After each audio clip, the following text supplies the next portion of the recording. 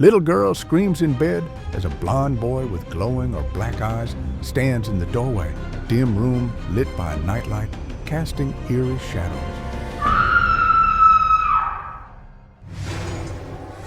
Undead City. The night comes alive. Believe it or don't. It's entirely your choice. Yes, believe it or not, the choice is yours. Are you ready to listen? So, sit back, if you dare, and listen closely.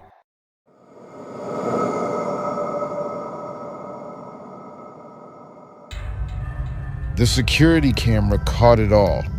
The lone car pulling up to pump 4 at 3:17 a.m. No driver getting out, no one visible through the windows, just an empty car sitting there for exactly 7 minutes before driving away. When the police reviewed the footage the next day, they found something else. Something in the reflection of the gas station window. A face watching the attendant from inside the store. A face that shouldn't have been there. A face that belonged to someone who had been dead for 12 years. The night shift at a remote gas station, miles from help, hours until dawn. For most attendants, the worst part is the boredom, but for Jessie Chen, her first month working overnights at the Horizon gas station would become a waking nightmare. One that proves some customers aren't just passing through, some never leave at all. The Horizon gas station sat at the crossroads of Highway 16 and Old Mill Road, the last stop for fuel for 60 miles in any direction. During the day, it was busy with travelers and truckers, but from midnight to 6 a.m., business slowed to a trickle. Maybe 1 or 2 customers per hour, sometimes none at all. Jessie took the overnight shift because it paid an extra $4 an hour. As a college student drowning in debt, she couldn't afford to be picky. The job was simple enough. Run the register, keep the coffee fresh, restock shelves, and clean. The owner, Mr. Grayson, had installed bulletproof glass around the counter after a robbery 5 years earlier, which made Jessie feel safer. Nothing much happens on night shift, Mr. Grayson had told her during training. If it gets too quiet, there's always the security cameras to watch. Those cameras covered every angle: the gas pumps, the parking lot, the store interior. The feeds displayed on a monitor behind the counter, cycling through the different views every 10 seconds.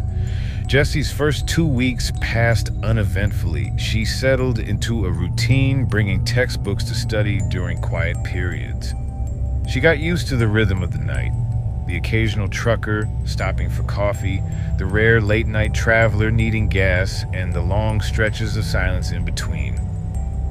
It was during her 3rd week that Jessie first noticed the blue sedan. The car pulled up to pump 4 at exactly 3:17 a.m. Jessie looked up from her psychology textbook, expecting to see someone get out to pump gas. No, nobody did. The car just sat there, engine running, lights on.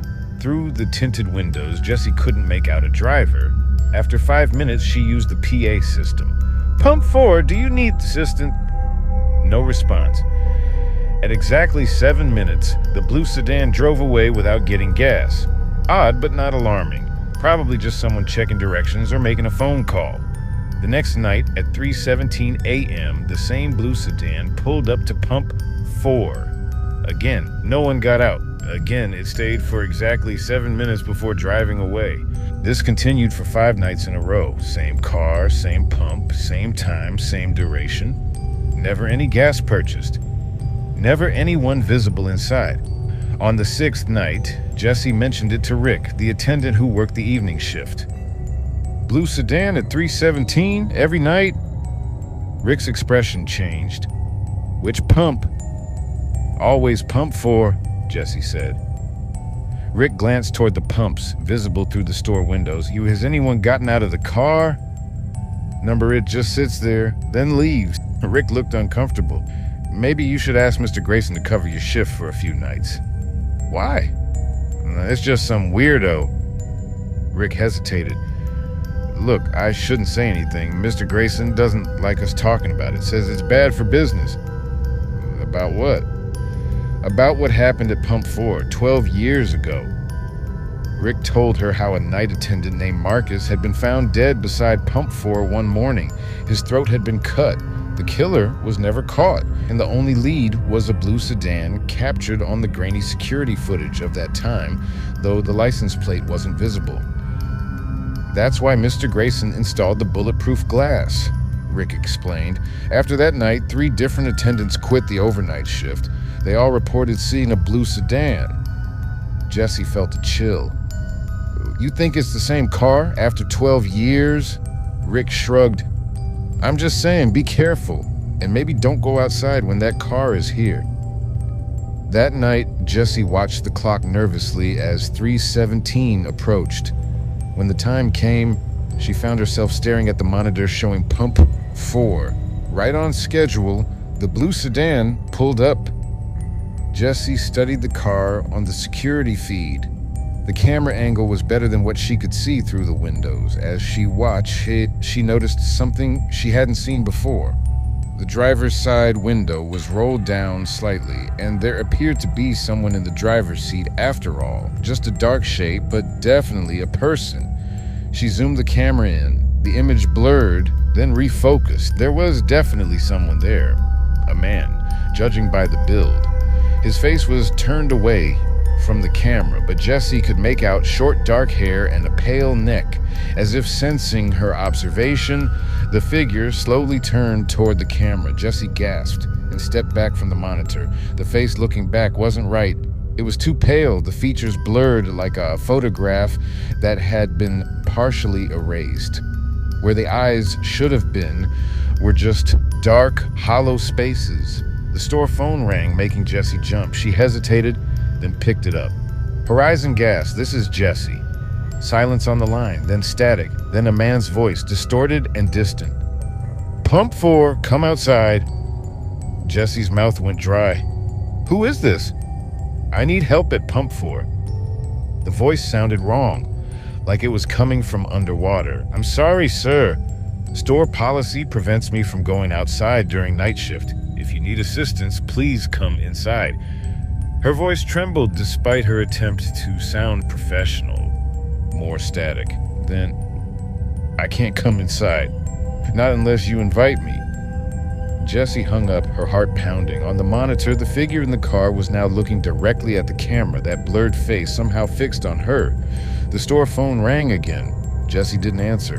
After exactly 7 minutes, the blue sedan drove away just like before. Jesse called Mr. Grayson the next morning and told him about the car, the phone call, everything. He was quiet for a long moment. Don't answer the phone if it rings at that time, he finally said. And don't acknowledge the car. Don't look at it. Don't talk about it. Shouldn't we call the police? I've called them before. They checked the security footage and found nothing. Nothing? But I saw it clearly on the monitor. That's the thing, Jesse. It never shows up on the recordings, only on the live feed. That night, Jessie brought a cross her grandmother had given her and placed it by the register. She wasn't particularly religious, but it made her feel better. She also made sure all the doors were locked and the bulletproof security shutters were in place. At 3:17, the blue sedan arrived. Jessie forced herself to look away from the monitor and focus on restocking the candy aisle. The phone rang. She ignored it. After a few minutes, curiosity got the better of her. She glanced at the monitor. The car was still there, but now a figure stood by Pump 4, a man in dark clothes. His back was to the camera, but Jessie could see he was thin, almost gaunt. As she watched, he slowly turned around. His face was the same blurred mess she'd seen in the car, but now she could see more details, the hollow eye sockets.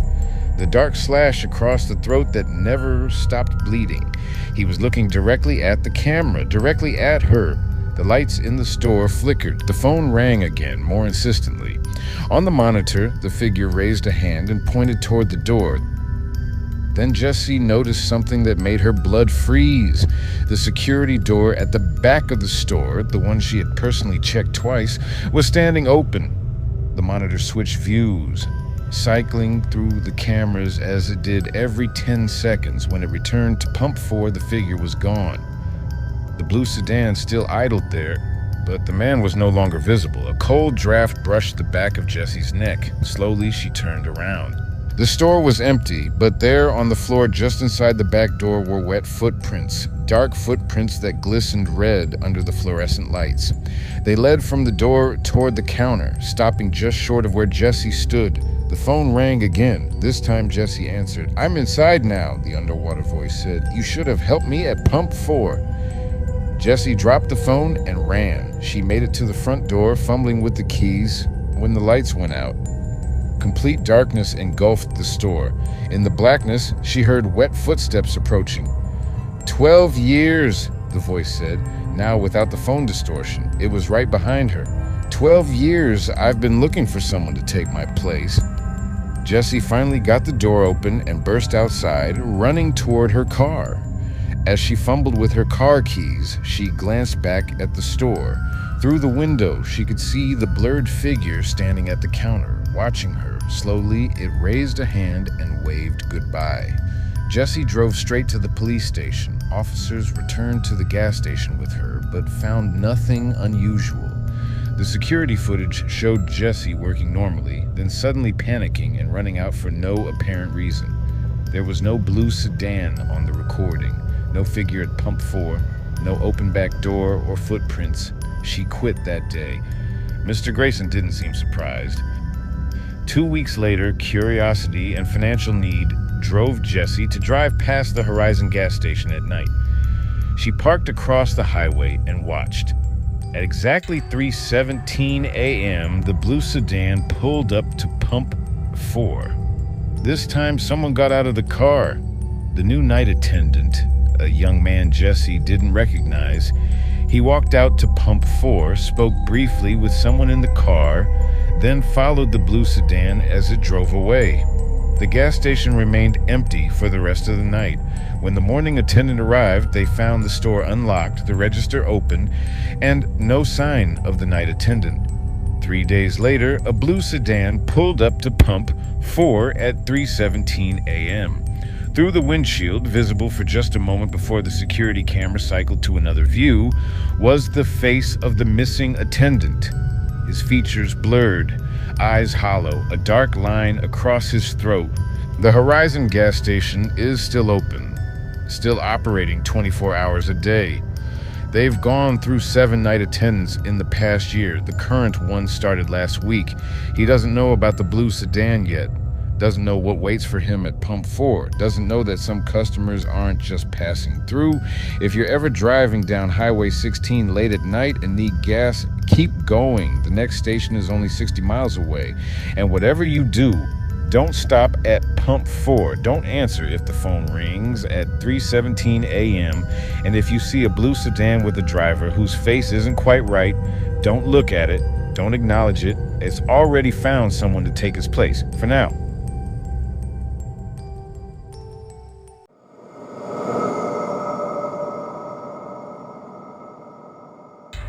He always appears to mothers first, a small boy with golden curls and the sweetest smile you've ever seen. He wears old-fashioned clothes, a sailor suit or sometimes denim overalls, and he always seems lost. 5 families across the country have taken him in thinking they found an abandoned child. All 5 families are now gone. Tonight, we tell the story of Spirit. The boy who isn't a boy at all. The child who vanishes from photographs, who whispers secrets he couldn't possibly know, and who only shows his true face in the final moments. Be warned, once you hear his story, you might see him too. The Anderson family lived in a farmhouse outside of Millfield, Ohio. Sarah Anderson was hanging laundry one autumn afternoon when she spotted a small boy standing at the edge of their property. He looked about 6 years old with blonde curls and big blue eyes. He wore denim overalls that seemed a size too big. "Are you lost, sweetheart?" Sarah called out. The boy didn't answer. He just smiled, a smile so innocent it made Sarah's heart ache. Sarah approached him slowly. "Where's your mommy?" "Where do you live?" The boy pointed toward the woods behind their farm. "You live in the woods?" Sarah asked. The boy nodded, still smiling. Sarah knew every family for miles. No one lived in those woods. She called her husband, Tom, who was working in the barn. By the time Tom arrived, the boy had moved closer to Sarah, now holding her hand. His small fingers were ice cold. "Who is this?" Tom asked. "I don't know," Sarah said. "He won't speak. I think he's lost." Tom knelt down. "Hey, buddy, what's your name?" The boy leaned forward and whispered something in Tom's ear. Tom's face went pale. Later, Tom refused to tell Sarah what the boy had said. "Just nonsense," he claimed. "Kid stuff." Night was falling. They couldn't leave a child alone in the dark. Sarah insisted they bring him inside while they called the sheriff. The boy ate dinner with them, still silent except for occasional giggles. Their own children, 10-year-old Emma and 12-year-old Jason, seemed enchanted by him. "Can he stay in my room?" Emma asked. "No, honey. We need to find his parents," Sarah said. The sheriff arrived, but had no reports of missing children. He promised to check with neighboring counties in the morning. The boy would have to stay the night. Sarah made up the sofa for him. As she tucked him in, the boy finally spoke. "Can I call you Mommy?" he asked, his voice soft and sweet. "Just for tonight," Sarah said, feeling a strange tug at her heart.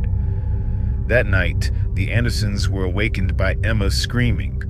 They rushed to her room to find her sitting up in bed, pointing at the doorway. "He was watching me sleep," she sobbed. "His eyes were different." The boy was nowhere to be seen. They found him back on the sofa, apparently sound asleep. In the morning, the sheriff returned with strange news. No child matching the boy's description had been reported missing, not just recently, but for the past 50 years. "There's something else," the sheriff said quietly to Tom. "There was a family named Peterson who lived on this property in the 1950s. They had a son who went missing. Never found him." "What was the boy's name?" Tom asked. The sheriff looked down at his notes. They called him Spirit, nickname for Spencer. Inside, the boy was sitting at the kitchen table, drawing pictures with crayons Emma had given him. When Sarah looked over his shoulder, she saw he had drawn their family. Tom, Sarah, Emma, and Jason, all smiling, all without eyes. "What's this, sweetie?" Sarah asked, trying to keep her voice steady. The boy looked up with that perfect smile. "My new family," he said. The changing by the third day, with no one claiming the boy, Sarah noticed changes in her family. Tom had stopped going to the barn.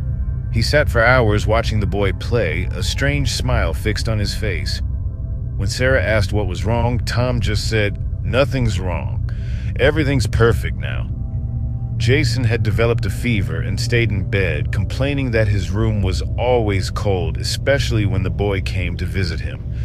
Emma had stopped speaking altogether. Sarah found herself drawing baths for the boy, cutting his sandwiches into star shapes, singing him lullabies she somehow knew he liked. Part of her found this natural, another part watched in horror as if someone else was controlling her body. She tried to take a photo of the boy to post online, hoping to find his family. Each picture came out blurred, the boy's face always turned away or obscured by a strange dark smudge. That night, Sarah woke to find the boy standing by her bedside watching her. "What is it, sweetie?" she asked. "Had a bad dream?" "No," the boy said. "You did, Mommy. You dreamed I wasn't real." Sarah felt cold fear wash over her. "What do you mean?" The boy climbed onto the bed, kneeling beside her. Tom didn't stir. "I've been looking for a mommy for so long," the boy whispered. "The others weren't right, but you're perfect." "The others?" Sarah asked. "The other mommies, they couldn't keep me. They broke." Sarah tried to wake Tom, but he wouldn't move. His eyes were open, staring at the ceiling. "Tom's tired," the boy said. "I showed him things. He's thinking about them." Sarah ran to check on her children. Emma's bed was empty. Jason lay in his bed, shivering violently despite the pile of blankets covering him. "What did you do?" Sarah demanded, turning to the boy who had followed her. "Where's Emma?" The boy's smile widened, too wide for a human face. "Emma's playing hide and seek. She's hiding really well. I don't think you'll find her." Sarah grabbed the boy's shoulders. "What are you?" For a moment, the boy's face seemed to shift, like something wearing a mask that slipped. Behind the sweet features, Sarah glimpsed something ancient and hungry. Then the perfect smile returned. "I'm Spirit," he said, "and I've been alone for so long." The Andersons weren't the first family, and they wouldn't be the last. 2 years later, 3 states away, the Martinez family found a small blonde boy in their backyard in suburban Texas. Maria Martinez brought him inside, unable to resist his sweet smile. 3 days later, neighbors called police after not seeing the family for days. Officers found the house empty. Photo albums remained, but in every family picture, the faces had been scratched out. In 2017, the Williamses took in a lost boy in Oregon. Their teenage son managed to send one text message to a friend before disappearing. "There's something wrong with this kid. His shadow doesn't match his body. No one sees it but me." Police found the Williams home abandoned, a child's drawings covering the walls. Pictures of the family holding hands with a small boy, all standing in what appeared to be a forest. In 2019, the Chens discovered a boy in a sailor suit sitting on their porch swing in Michigan. Mrs. Chen, who had recently miscarried, felt an immediate connection to him. Her husband grew increasingly alarmed by her behavior, filming her interactions with the boy. In the only recovered footage, the camera shows Mrs. Chen talking and laughing with an empty swing. When Mr. Chen points this out, she looks confused, then angry. He's right there," she insists. "Stop pretending you can't see him." The footage ends with Mr. Chen turning the camera to a nearby window where a small handprint appears in the condensation, though no one stands there. The Chens disappeared 3 days later. The most recent case occurred just 6 months ago. The Patel family found a boy in denim overalls playing in their yard in Florida. Their doorbell camera captured the only clear image ever recorded of Spirit, a sweet-faced child with golden curls. But a frame-by-frame analysis revealed something else. In one single frame, lasting 1/30th of a second, the boy's face changes. What replaces it is something experts still debate. Some say it looks like an old man's face, withered and malicious. Others insist it's not human at all. The Patels vanished within a week. Police found their house immaculate, as if no one had ever lived there. Only a crayon drawing remained on the refrigerator, 5 figures standing together labeled "My Family Forever." The child's handwriting matched samples from the Anderson, Martinez, Williams, and Chen homes. Only one person has ever encountered Spirit and survived to tell about it. Linda Kaufman was a social worker called to the Anderson farm after neighbors reported the family missing. Linda arrived to find the house empty but undisturbed. As she was leaving, she saw a small boy standing in the yard. "He was beautiful," Linda recalled. "The kind of child you see in old paintings, perfect features, golden curls, the sweetest smile. He asked if I was his new mommy." Something about the boy's perfection struck Linda as wrong. In her 20 years as a social worker, she had learned to trust her instincts. "I told him no, I wasn't his mommy, and I never would be," Linda said. His face changed. Just for a second, long enough for me to see what was behind that sweet smile. Linda ran to her car. As she drove away, she saw the boy in her rearview mirror, standing in the middle of the road, watching her leave. That night, Linda woke to find her bedroom window open.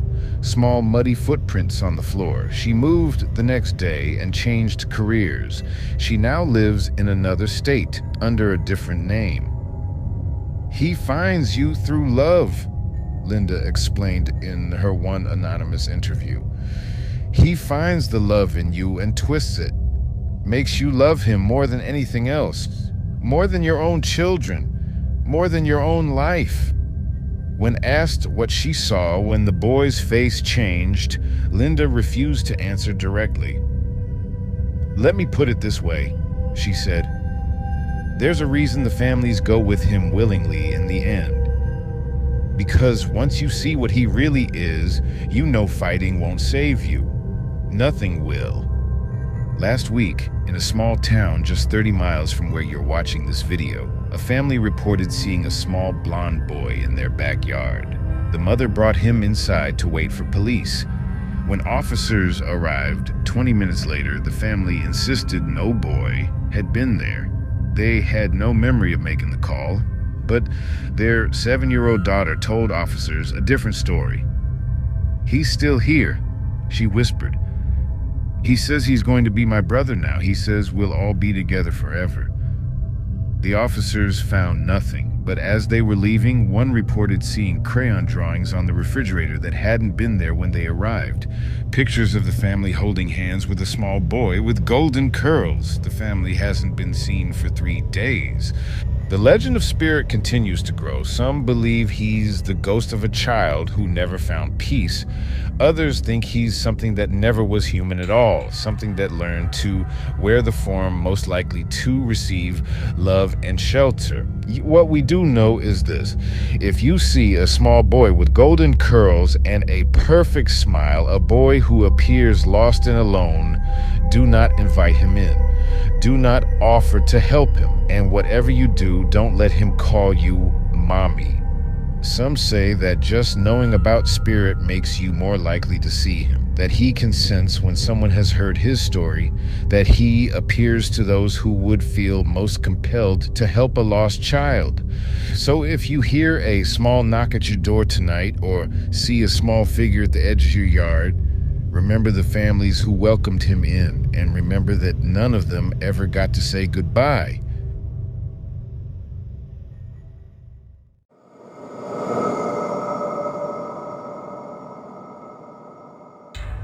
The camera wasn't supposed to be recording. The security system at Blackwood Memorial Hospital had been shut down for years. But when the new owner checked the footage after buying the property, there it was. 8 hours of video from last Tuesday night. 8 hours showing an empty hallway on the 5th floor. Empty, that is, until 3:17 a.m. when something crawled out of room 512. Something that shouldn't exist in our world. Night shifts are already unsettling. The silence, the shadows, the feeling of being trapped between two worlds. But what happened to Michael Hayes during his first night guarding the abandoned Blackwood Memorial Hospital goes beyond unsettling. It's the kind of story that makes you question what's really watching you from the dark corners of empty buildings at night.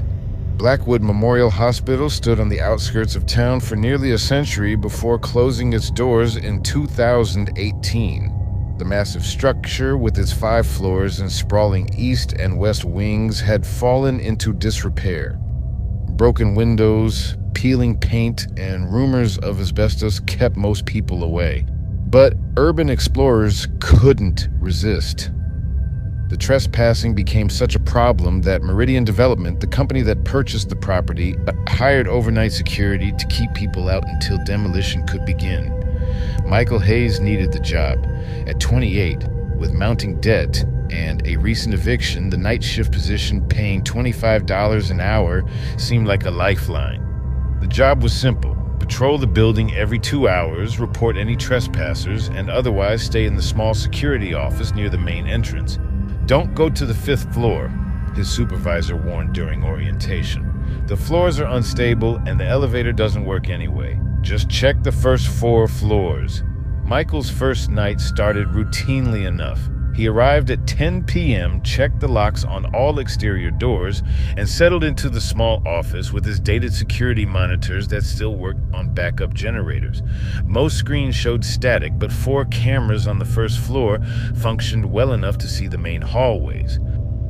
At midnight, Michael made his first round, flashlight cutting through the darkness as he walked the empty corridors.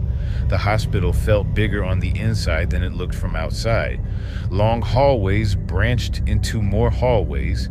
Patient rooms sat empty with beds still made, and equipment remained covered in sheets like ghosts in the beam of his light.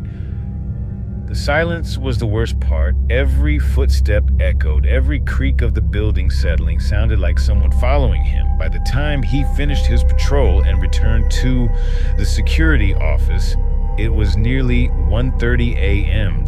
The next few hours passed slowly. Michael scrolled through his phone, the weak signal barely loading websites. At 3 a.m., he stood up for his second patrol, stretching his legs. That's when the power flickered. The security monitors blinked off, then on. When they came back, one of the static screens now showed a clear image. A hallway Michael didn't recognize. The label at the bottom read 5 East, the 5th floor, the floor he wasn't supposed to visit. As Michael stared at the screen, trying to understand how it had suddenly started working, he noticed movement at the far end of the hallway. A door slowly opened.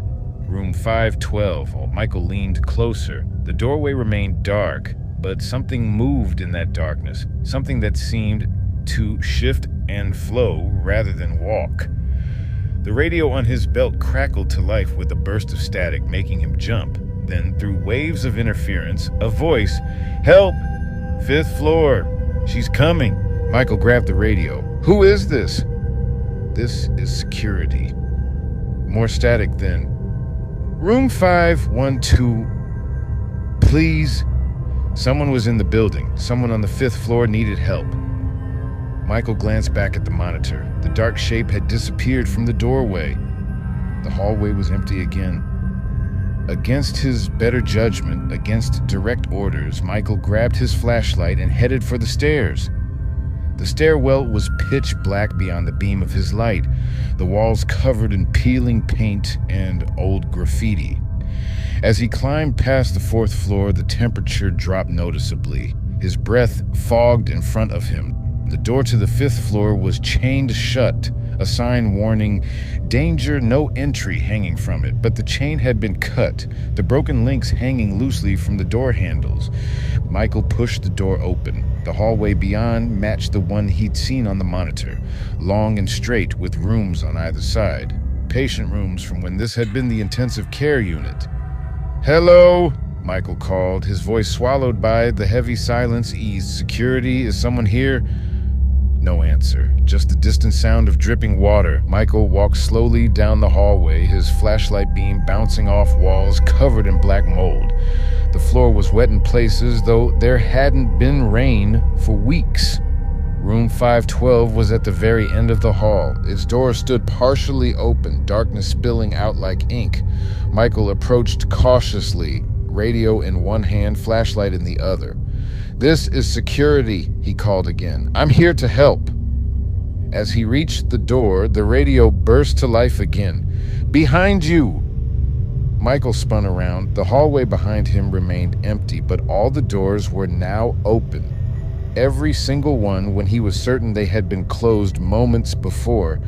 A soft sound came from room 512, a wet sliding sound like something heavy being dragged across a floor. Michael turned back and pushed the door fully open, shining his light inside. The room was larger than he expected, with an old hospital bed still in place. The sheets were stained with something dark. The walls were covered in writing, thousands of words scrawled in what looked like dried blood. The same phrase over and over, "She comes at night." The radio hissed, "Turn around." The voice sounded different now, wrong somehow. Michael didn't want to turn around. Every instinct told him to run, but slowly, feeling like he was in a nightmare, he turned. A woman stood in the doorway, or something that had once been a woman. Her body was twisted at impossible angles, joints bent backward, head tilted too far to one side. Her skin was gray and bloated, like something that had been underwater too long. But her eyes were alert and alive, fixed on Michael with terrible hunger. "You came," she whispered, her voice matching the one that had last come through the radio. "They never come when called anymore. They've learned." Michael backed away until he hit the wall. "Who are you?" The thing smiled, revealing blackened gums and sharp teeth. "Dr. Lisa Kaufman, head of psychiatric care. I helped so many patients find peace, permanent peace." The hospital records Michael had seen during orientation flashed in his mind. Dr. Kaufman was the doctor who had killed 6 patients before taking her own life in 1972, in this very room. "You've been dead for 50 years, Michael whispered. "Death is just a shift change," the thing said, moving closer with jerky, unnatural movements. "I'm still on duty, always will be, and you're my newest patient." Michael ran. Not toward the door where the thing stood, but toward the window. Before the creature could react, he had smashed through the glass with his flashlight. Cold air rushed in from the night outside. 5 floors up was too high to jump, but there was a maintenance ladder on the building's exterior wall, just visible in the moonlight. As Michael scrambled through the broken window, he felt cold, wet hands grab his ankle. The grip was impossibly strong, like steel cables. He kicked frantically, his foot connecting with something soft that made a sickening squish. The grip loosened just enough for him to pull free. Outside on the narrow ledge, Michael edged toward the ladder. Behind him, the thing that had been Dr. Kaufman squeezed through the broken window, her body contorting in ways that no human body should be able to move. "My patients never leave without treatment," she hissed, reaching for him. Michael jumped for the ladder, his hands closing around the cold metal. He climbed down as fast as he could, not looking up, not wanting to see if she was following. By the time he reached the ground, his hands were bleeding from the rusted metal, but he didn't stop. He ran all the way to his car and drove away, tires squealing. Michael never returned to collect his final paycheck. When Meridian Development sent another security guard the following night, they found the security office empty, the monitors showing only static once again. 2 weeks later, demolition of Blackwood Memorial Hospital began. The crew reported numerous equipment failures and accidents. 3 workers quit after claiming to see a woman in a doctor's coat watching them from the 5th floor windows that shouldn't have existed anymore, as that section had already been demolished. The night before the final demolition, the project manager checked the security cameras one last time. Most showed static, but one labeled 5 East showed a clear image of an empty hallway, and at the far end, room 512, its door slowly opening. They tore down Blackwood Memorial Hospital last month. The land is vacant now, waiting for the luxury condos Meridian Development plans to build, but construction keeps getting delayed. Workers refuse to break ground, claiming they hear voices coming from beneath the earth, voices calling for help. Michael Hayes is still missing. His car was found abandoned at a rest stop 50 miles from town. The only clue was his cell phone, which contained a single video, a shaky recording of room 512, its walls covered in writing, and in the corner, barely visible in the darkness, something watching him. Something with a doctor's coat and a smile full of sharp teeth. If you drive past the empty lot where Blackwood Memorial once stood, don't stop, especially after dark, because some night shifts never end. And Dr. Kaufman is still accepting new patients.